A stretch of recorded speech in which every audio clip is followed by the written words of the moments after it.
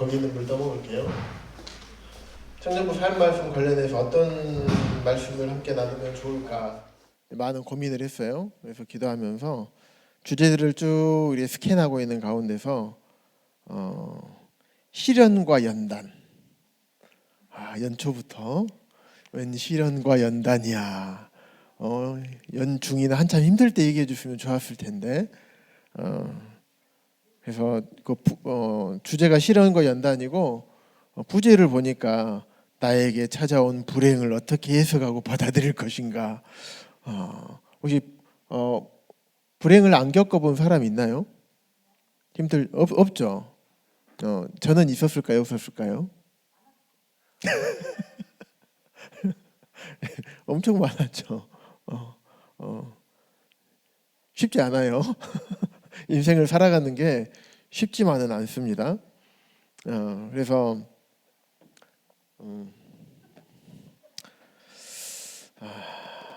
시련과 연단, 불행, 이 단어가 무슨 의미가 있을까, 무엇을 뜻할까, 이런 생각들을 좀 해봤어요.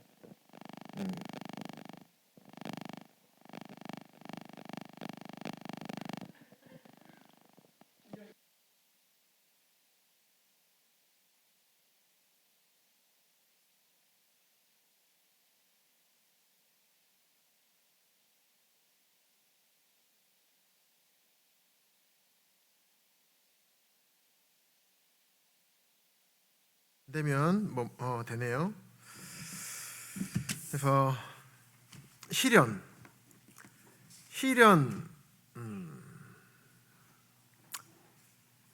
먼저 시련과 연단 얘기하기 전에 뒤에 부제에 보니까 불행이라는 단어가 있더라고요. 불행.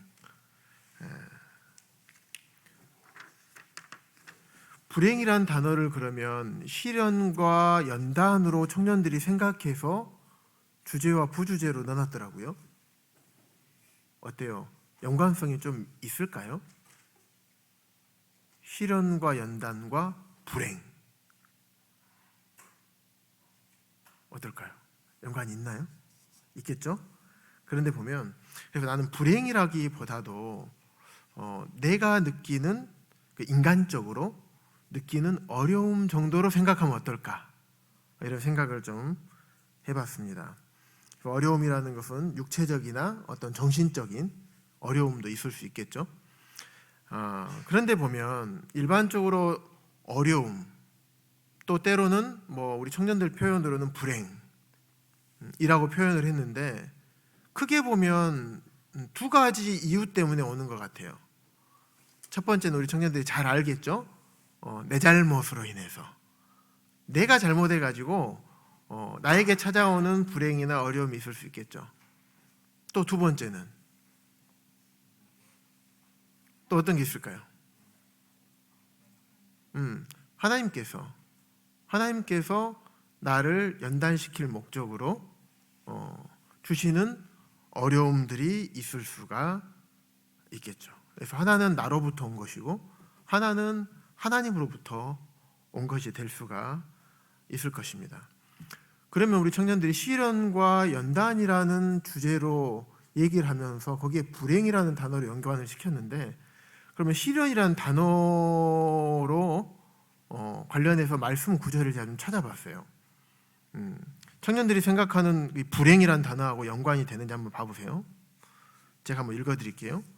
고린도후서 8장 2절에 보면 환난의 많은 시련 가운데서 그들의 넘치는 기쁨과 극심한 가난이 그들의 풍성한 연보를 넘치도록 하게 하였느니라. 시련 가운데서 시련을 통해서 그들이 풍성한 연보를 넘치도록 하게 한 거예요. 시련이 그들에게 그 역할을 하는 겁니다. 8장 5절에 보니까 우리가 바라던 것뿐 아니라 그들이 먼저 자신을 죽게 드리고 또 하나님의 뜻을 따라 우리에게 주었도다. 이렇게 된 거예요. 사도 바울의 시련을 한번 봐볼까요? 히브리서 11장 36절에 보면 또 어떤 이들은 조롱과 채찍질뿐 아니라 결박과 옥에 갇히는 시련도 받았으며 자기의 뜻하고 상관이 없었죠. 자기의 잘못으로 이런 게 아니에요. 야고보서 1장 3절에 보면 이는 너희 믿음의 시련이 인내를 만들어내는 줄 너희가 알미라.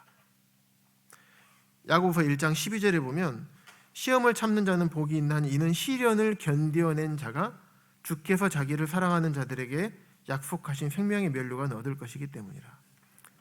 시련이 불행하고 연관이 되나요? 생각해 보세요. 시련에 대한 말씀 이 정도만 찾아보고요. 연단이라는 말씀 한번 찾아볼까요? 로마서 5장 4절에 보면 인내는 연단을, 연단은 소망을 이루는 줄 알미로다. 잠언에 보면 잠언 17장 3절에 보면 도가니는 은을, 풀무는 금을 연단하거니와 여호와는 마음을 연단하시느니라. 히브리서 5장 14절 보면 단단한 음식은 장성한 자의 것이니 그들은 지각을 사용함으로 연단을 받아 선악을 분별하는 자들이니라. 히브리서 12장 11절에 보면 징계에 관한 말씀이에요. 징계가 무릇 당시에는 즐거워 보이지 않고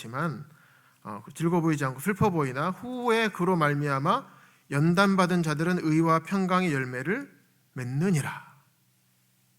디모데전서 4장 7절 망령되고 허탄한 신화를 버리고 경건에 이르도록 내 자신을 연단하라. 연단과 시련이라는 표현이 꼭 불행을 의미하나요? 아니죠. 처음에는 불행을 의미하는 것만 같았어요. 그런데 이 내가 느끼기에는, 인간적으로 느끼기에는 어때요? 불행인 것처럼 느낄 수 있어요. 하지만 결국에는 그로 인한 결과는 어때요? 불행이 아닌 경우들이 대부분이죠. 그래서 불행, 그래서 나의 입장, 나의 관점, 인간적인 관점으로 보게 되면 이거는 진짜 불행인 거예요. 이 시련과 연단 자체가 인간적인 것으로만 보게 되면 굉장히 불행이에요. 힘든 거죠. 하나님의 관점으로 봤을 때는요, 불행일까요? 시련과 연단이 아닌 거죠.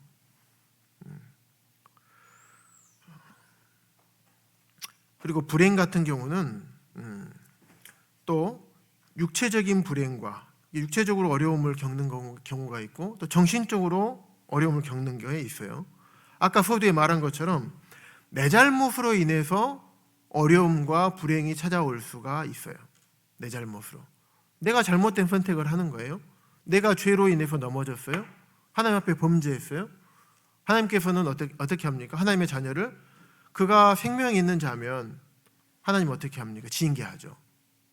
하나님께서 징계하셔요. 징계함으로 그들을 돌이키게 만드는 겁니다.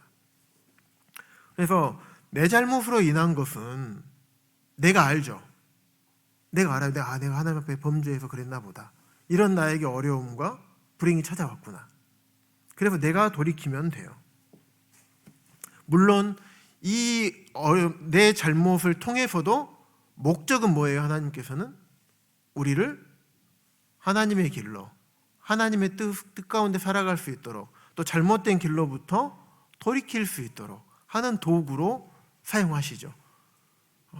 그런데 이 어려움을 겪었을 때, 내 잘못으로 인해서 어려움을 겪었을 때 내 잘못을 인지하지 못하고 하나님 앞에 돌이키지 않아 회개하지 않는다면 하나님께서 인도하시고자 하는 그 온전한 길로 갈 수가 없게 되겠죠. 그래서 내가 잘 깨달았다고 하는 전제하에서 내 잘못조차도 깨닫게 하시고 이것을 통해서 나를 연단하기도 하시고 나에게 이 시련을 통해서 연단하시기도 하는 것이 최종 하나님의 목적인 것입니다. 그런데 이건 내 잘못으로 오는 거 말고 하나님으로부터 오는 것, 하나님으로부터 오는 것. 왜냐하면 하나님으로부터 오는 것은 알 수도 있지만 내가 모르는 경우가 참 많아요. 왜 내가 이런 일을 겪어야 될까? 나 하나님 말씀에 순종하면서 살고 있는데 왜 내가 이런 일을 겪어야 되지?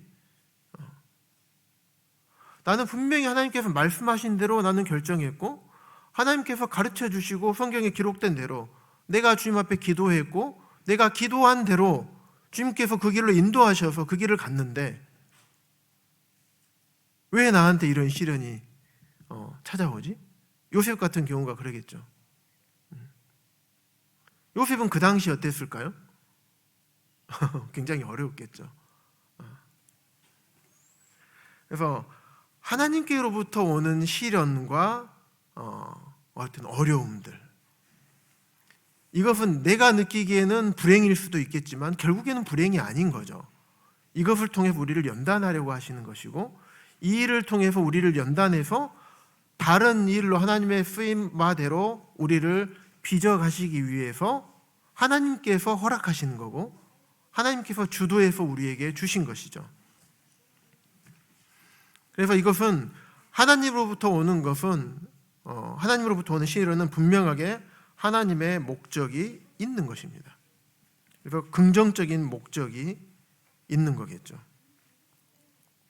그래서 우리 이와 관련해서 우리 열왕기상 19장 한번 봐볼까요?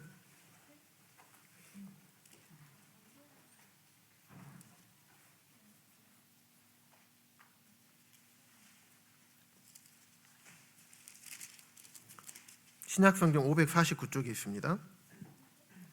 보면 엘리야에 대한 말씀이 있어요. 엘리야도 시련을 받았습니다. 엘리야에게 어떻게 보면 엄청난 불행이 찾아온 거죠. 엘리야는 하나님의 선지자였었죠. 그래서 쭉 앞에 보시면 열왕기상 16장부터 이제 등장하면서 17장부터 등장하면서 17장, 18장, 19장 이렇게 나가거든요. 19장 이렇게 해서 엘리야와 엘리사가 만나는 데까지 이렇게 나오는데, 엘리야는 19장 앞에까지 18장까지 어떤 일이 있었냐면 우리 청년들이 잘 아는 말씀이에요. 바알의 선지자 450명하고 엘리야하고 한판 뜨는 거예요. 한판 붙었어요. 그래서 하나님이 참신이냐 바알이 참신이냐 이거 가지고 딱 싸움을 시작한 거예요. 그랬을 때 누가 이겼죠? 엘리야가 이겼어요. 결국엔 하나님이 승리하신 거죠. 엘리야가 보면 물을 제단을 세우고 거기다가 각을 떠서 제물을 올려놓고 거기에다 물을 3번을 부어요. 그 바닥에 물이 도랑을 만들어서 이 도랑에 물이 제단 주변에 도랑을 딱 만들어서 물이 그 도랑에 가득 찰 정도로 물을 흥건히 부어요. 그리고 나서 하나님께 기도했을 때 하나님의 불이 내려서 물을 다 핥아버려요. 물을 다 말리고 다 제단까지 다 불을 태우죠. 그래서 이스라엘 백성들이 바알과 하나님 사이에서 갈등하고 고민하고 있을 때, 잘못된 길을 갈 때 하나님께서 엘리야 선지자를 통해서 백성들이 하나님의 역사하심을 보고 어땠습니까? 바로 납작 엎드려요. 18장 39절에 보시면 모든 백성이 보고 엎드려 말하되 그는 여호와 그는 하나님이시로다. 여호와 그는 하나님이시로다 하네. 하나님께서는 엘리야를 통해서 하나님이 참 하나님이시다라는 것을 엘리야에게뿐만 아니라 혼란 가운데 있는 이스라엘 백성들에게 보여주고 싶으셨던 거예요. 그래서 그 놀라운 역사를 일으키게 한 다음에 무엇을 했냐? 저쪽 지중해 저쪽에 손바닥만한 구름을 보이게 하시고 그 다음에 3년 반 동안 비를 안 내렸었는데 엘리야를 통해서 하나님께서 비를 내려주시는, 또 엘리야를 통해서 가뭄도 있게 하셨죠. 하나님의 이러한 역사를 엘리야는 바로 봤단 말이에요. 자기를 통해서 하나님께서 하신 역사를 경험했던 사람이에요. 우리 현빈 형제님, 현빈 형제를 통해서 이러한 역사를 하나님께서 하셨다. 그러면 성령 충만 하겠죠. 네. 말씀 충만하겠죠. 두려울 게 있을까요? 하나님께서 야, 너 아프리카로 가라 하면 가겠죠? 대답이 늦었어요. 반박자도 아니고 한 박자가 늦었어요. 의사가 그쪽이 아닌 것 같아요. 부르심이 아닌 것 같아요. 성령 충만하면 그럴 것 같아요. 이번에 이스라엘 가서 주님 어디로 부르실랍니까? 부르시는 대로 가겠습니다. 가서 보니까 참 주님께 우리 얼마나 사랑하시는지 또 하나님의 역사하심이 보이더라고요. 그러면서 참 성령 충만해서 오게 됐는데, 내가 엘리야였다면, 내가 엘리야였다면 어땠을까? 이런 하나님의 역사를 봤을 때 눈에서 막 불이 나고 귀에서 후광이 막 비쳤을 것 같아요. 두려울 게 하나도 없었을 것 같고. 자, 그럼 19장 3절 한번 읽어볼까요? 정영진 한번 읽어주세요.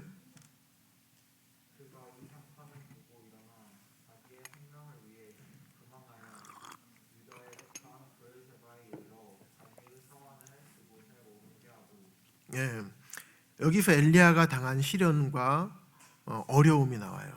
우리 청년들의 표현으로는 불행이 나옵니다. 뭐냐면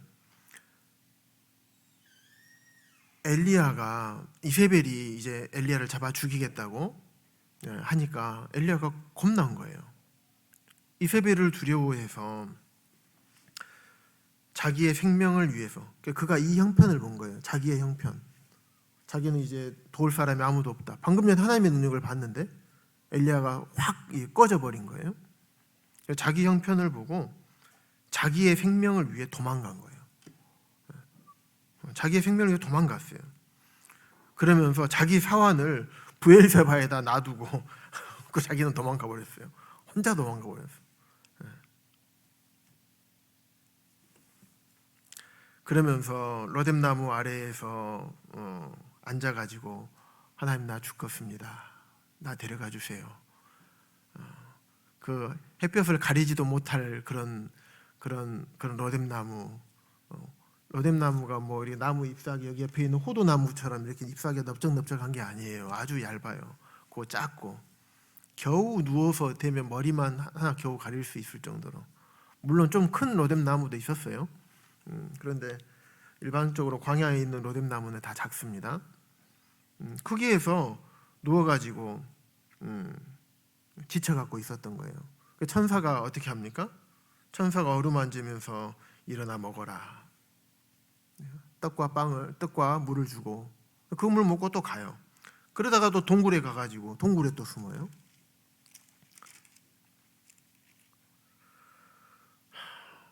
봐보세요. 엘리야가 어땠을까요? 엘리야가 잘못해서 이런 도망을 다녔나요?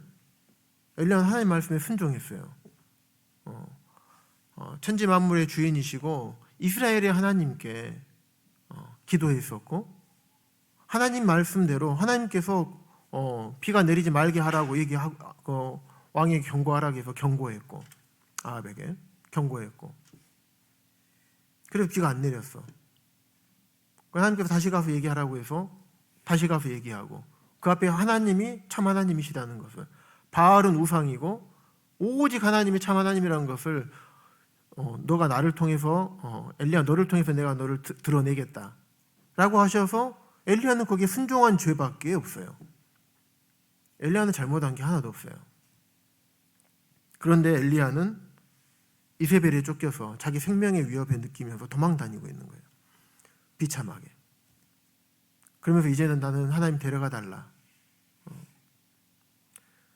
엘리야가 당한 시련과 불행, 여러분이 엘리야라면 이해할 수 있을까요? 우리 삶에 보면 이런 경우들이 종종 있어요. 나는 하나님 말씀에 순종해서 살았는데, 말씀대로 행했는데 굉장히 나에게 어떤 감당할 수 없는 이런 어려움이 찾아올 때가 있습니다. 엘리야처럼 정말 죽고 싶을 때가 있어요. 다 내버려 두고 내팽개쳐 버리고 싶을 때가 있단 말이에요. 내가 지금까지 섬기던 것들, 사역들 다 내려놓고 그냥 다 포기해버리고 모임도 떠나고 이러고 싶은 생각도 들 수도 있어요. 이유를 모르니까. 하나님, 난 말씀대로 행했는데 주님 왜 나한테 이러십니까? 이런 원망한 마음도 우리에게 있을 수가 있어요. 그런데 하나님께서는 우리에게 이런 시련과 이런 것들을 통해서 우리를 연단하시고 우리를 일으켜 세워주시고 우리를 연단하셔서 주님의 뜻 가운데 사용하시기 위해서 그것들을 사용하시는 거예요. 그래서 넘어져 있고 또 마음에 낙심하고 낭망하고 땅이 꺼져라고 한숨이 되고 코가 이렇게 쑥 빠져가지고 머릿속에서는 혼란스럽고 하나님 원망하고 이러고 있는 우리들을 하나님께서는 일으켜 세워주셔요. 내가 여전히 너와 함께하고 있다는 것을 우리에게 보여주셔요. 엘리야에게 그러셨어요. 열왕기상 19장 11절 보시면요, 여호와께서 이르시되 너는 나가서 여호와 앞에서 산에 서라 하더니 여호와께서 지나가시는데 여호와께서 지나가시는 거예요. 그런 여호와의 모습을 보여주면 안 되잖아요. 모세를 그래서 모세에게도 바위 위에 가리셔가지고 뒷모습만 보이게 하시잖아요. 엘리야에게도 보여주셨어요. 그래서 여호와 앞에 크고 강한 바람이 산을 갈아요. 산을, 바람을 통해서 산을 갈아요. 그리고 바위를 부숴버려요, 바람이. 그런데 바람 가운데 하나님께서 안 보이시는 거예요. 내가 너와 함께 있다는 것을 바람을 통해서 내 능력이 이러지 않았느냐, 불로 내가 다 핥지 않았느냐, 물을 보여주시는 거예요. 그 다음에 바람 후에 지진이 있었어요. 이 땅을 흔들어 버리는 능력이 나에게 있다. 그 다음에 지진 후에 12절에는 불이 있으나, 불도 있어요. 불을 통해서 다 제단에 3번이나 물을 뿌렸던, 그 물을 다 핥았던 그 기억을 엘리야에게 다시금 상기시켜 주시는 거예요. 마지막으로 내 능력이, 내가 누구냐. 그 다음에 12절에 보면 불 후에 세미한 소리가 있는지라. 이런 어려움 가운데 있는 엘리야에게 하나님께서 여러 가지 것들로 하나님께서 너와 함께 하신다는 것을, 네가 믿고 있는 하나님이 어떠한 사람이라는 것, 어떠한 분이라는 것을 하나님은 보여주셔요. 그 다음에 세미한 음성을 들려주셔요. 엘리야의 이 심정이 어땠을까요? 도망가고 있을 때 굉장히 힘들었겠죠. 하나님께 호소해요. 10절에 보시면 주의 선지자들을, 주의 제단을 헐어버렸어. 10절에 보면 이스라엘 자손이 주의 언약을 버리고 주의 제단을 헐고 칼로 주의 선지자들을 죽였으며 오직 나만 남았습니다. 그들이 내 생명을 찾아 빼앗으려나이다. 얼마나 두려울까요?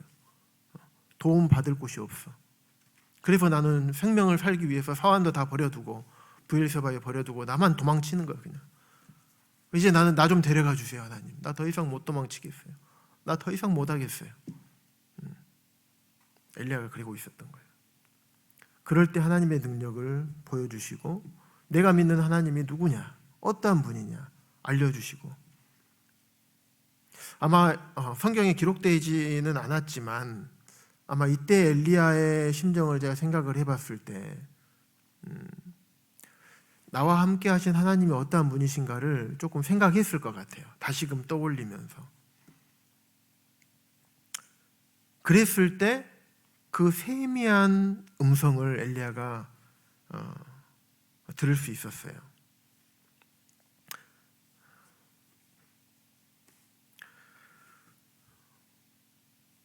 그런데 그 소리를 듣고 나서도 담대하지 못했어요. 13절에 보시면 엘리야야 내가 어찌하여 여기 있느냐. 여전히 못했어요. 14절 후반절에 보면 오직 나만 남았거늘 그들이 내 생명을 찾아 빼앗으려나이다. 여전히 하나님께서 우리와 함께 하시고 어떤 분이시라는 걸 알고 그랬음에도 불구하고 그 하나님의 세미한 음성을 들으면서도 여전히 확신 가운데서 잊지 못했던 거예요. 그런데 하나님께서 세미한 음성을 듣게 하신 다음에 귀를 열어주신 거예요. 낙심과 낭망에 빠져 있을 때 하나님 말씀도 들리지도 않아요. 정말 힘들 때는요, 말씀 안 봐줘요. 기도 되든가요? 기도 안 돼요. 기도도 안 돼요. 말씀도 안 봐줘요. 강단의 말씀 들려줘도 그냥 막 차고 이쪽으로 들어갔다 나가기도 하고 들어오지도 않고 막 튕겨 나가기도 하고 그렇습니다.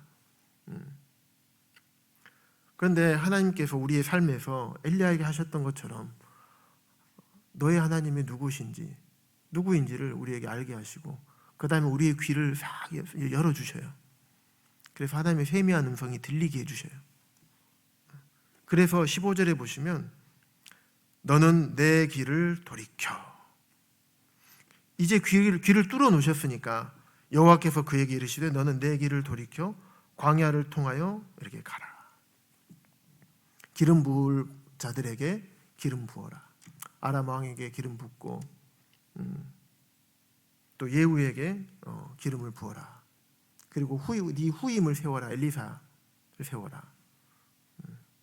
그래서 하나님께서 귀를 뚫게 하시고 귀를 뚫어서 하나님의 음성을 듣게 하시고 엘리야에게 다시 말씀하셔요.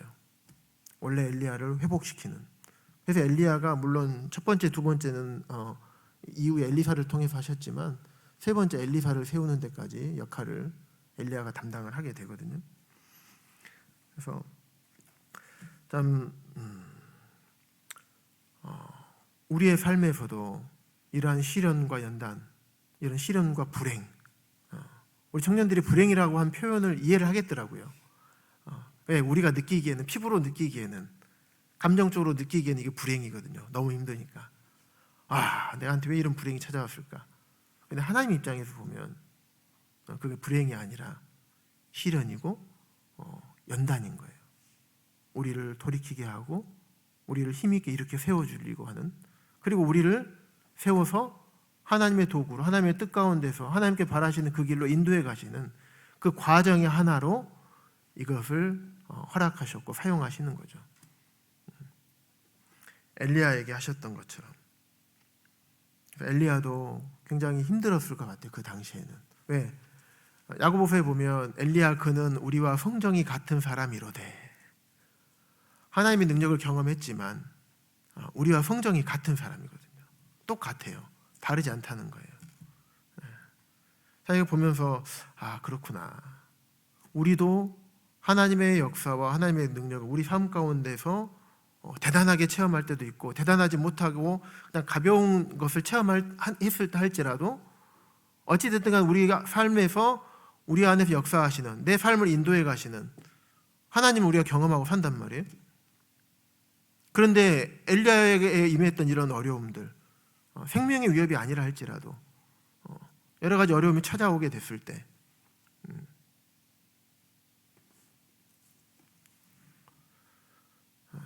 우리가 어떤 태도로 이것을 바라봐야 될 것인가? 엘리야도 힘들었던 것처럼 우리도 힘들었잖아요. 그런데 결코 힘들지만은 않았으면 좋겠다. 왜냐하면 하나님의 목적은 우리를 힘들게 하는 게 목적이 아니기 때문에 그래요. 그래서 저는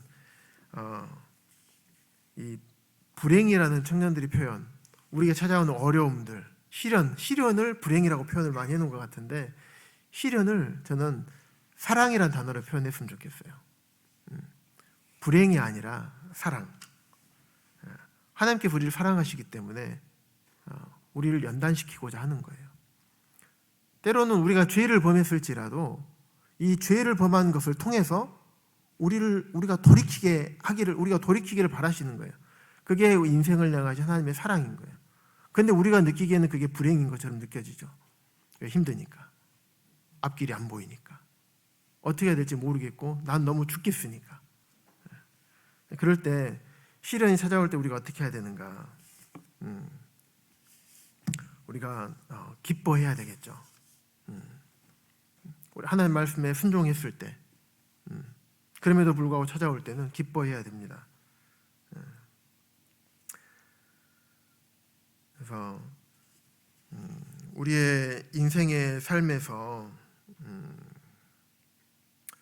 수많은 일들을 만나게 돼요. 우리 청년들이 적어놓은 것처럼 시련과 이런 불행을 겪게 됩니다. 그럴 때 우리가 무엇을 바라봐야 되는가? 열왕기상 19장 3절에 있는 것처럼 그가 이 형편을 보고 자기 형편만을 쳐다보면 내 육신만 보이고 지금 현 상황만 보이고 내가 힘든 것만 보여요. 하나님께서는 그걸 원하시지 않는 거예요. 그 뒤에 너머에 있는 하나님의 뜻을 보기를 원하시고 그 너머에 있는 하나님의 사랑을 보기를 원하시는 거예요. 근데 우리는 눈앞에 있는 불행만 보는 거, 힘든 거. 그래서 엘리야를 통해서 엘리야가 느꼈던 생각, 엘리야가 어떤 감정과 어떤 느낌이었을까, 이런 상황 가운데서 그래서 우리 청년들이 한번 생각해 보면서 결국에는 엘리야를 통해서 하나님의 뜻을 이루어 가시는 이 하나님이 우리 청년들의 하나님이시라는 것을 굳게 믿으시고 나에게 말씀에 순종하고 살지만 찾아오는 어려움과 어떤 시련들, 이거는 나를 위해서 주시는 것이다 생각을 하시고 불행이라고 생각하지 마시고 나에게 찾아오는 어려움, 이런 것들, 시련은 하나님의 뜻이다, 또 하나님의 사랑이다 생각해 주시고, 또 내가 설사 범죄를 했다 할지라도 범죄로 인해서 받는 어려움, 뭘 당연히 받아야 되겠죠. 하지만 그것조차도 하나님께서 내 죄를 깨닫게 하시기 위해서, 내 죄를 깨닫고 돌이키게 하기 위해서 주시는 것으로 생각하시고 낙심하고 낭망하기보다도 이게 하나님의 뜻이구나, 내가 돌이키기를 원하시는 거구나, 나를 사랑하시는 사랑이구나, 이것을 생각하시고 힘들어하기보다도 그 너머에 계시는 하나님을 바라보시기 바랍니다. 이상으로 말씀 마치겠습니다.